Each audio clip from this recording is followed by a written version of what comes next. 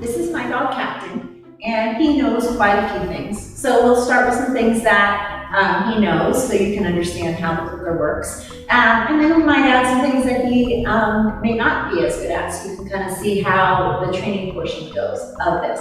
Again, this is just a brief introduction. In the Truly Forestry website, we have details on how to use clickers and how to train specific behaviors. So this is just a snippet, but there's a lot more for you to be able to learn.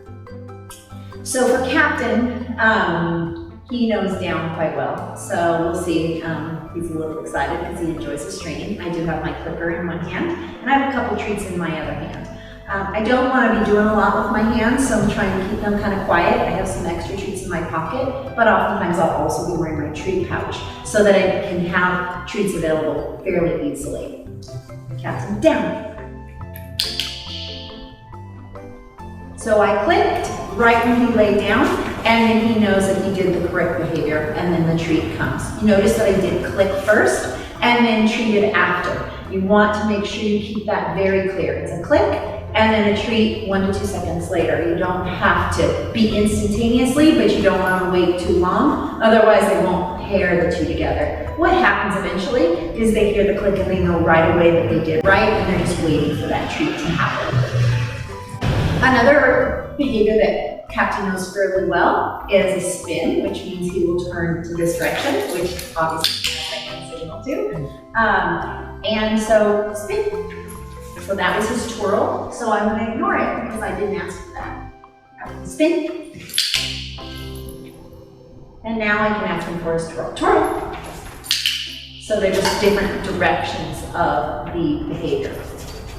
You can also see that Captain really enjoys training, so he's going to be offering some other things. If I don't want him to offer those things just because I'm training him, I'll just keep ignoring him. Captain, sit.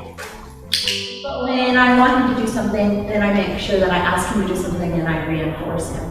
That way, he has a clear understanding of waiting until I cue the behavior, rather than just offering new behaviors out of behaviors. But eventually, what will happen is if you're using the clicker all the time, your dog will enthusiastically want to train because they will get a chance to learn all of these different things.